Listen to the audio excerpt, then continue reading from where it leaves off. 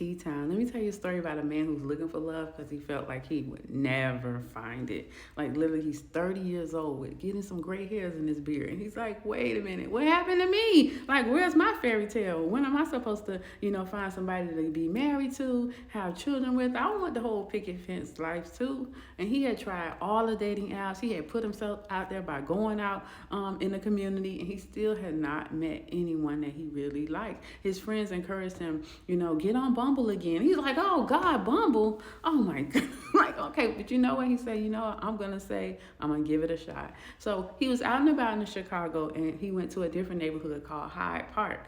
And he turned on the Bumble app and he matched with someone immediately. This guy, his name is Ben. Ben is not really his type. Ben is kind of, heavy set, and he's Puerto Rican, and that's not really what he likes. But he's like, you know what? I might as well talk to him. You never know where it could lead. They start talking and they decide they want to meet up. And when they meet up, he's so surprised. Ben looks nothing like his pictures. In fact, Ben is not heavy set or Puerto Rican. He's a black man. And he's like, okay, I'm feeling this. I like this. And they start to get to know each other. Well, after that first date they met, they decide they want a second one. And Ben says to him, hey, I'm going to cook for you. Let me come to your place. Well, Ben doesn't live in the neighborhood nowhere near him, and Ben hops on the train with a bag full of ingredients and groceries to bring them all the way to his house and cook for him. And the meal was wonderful. While they're sitting there, after they eat, Ben looks over at him and Ben says, would you like to be my boyfriend? He's like, well, goddamn, this is only our second date. Like, come on now, are you serious? Like, he's thinking this cannot be happening. Like, it don't happen like this. But he says yes. So now he got a boyfriend that he's halfway believing is his real boyfriend, because who does this? Who moves so fast? And months go by. And Ben decides to move to an apartment that's closer to his neighborhood so they can see each other more often. And months go by. And things are going smooth. And he's looking at Ben like, what? When you gonna mess up? When you gonna try to contain me? And he's doing the opposite of what people tell you. He doesn't give Ben any rules.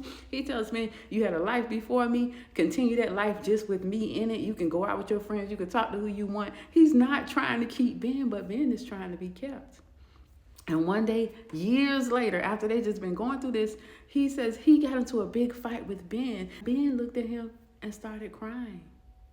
And when he saw Ben crying, he had never seen this man cry before. And he said, wait a minute, is he afraid to lose me? And that's when his heart softens. He's like, what? I've never had anybody who would put that much emotion into keeping me. You know what? I want to keep him too.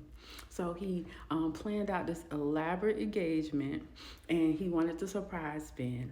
And he went to Ben's favorite place, his meditation spot where he goes when he wants to clear his mind. He took Ben there under the pretense of taking photos, and he had video camera set up, friends standing around with signs, and he proposed to Ben, and Ben said yes.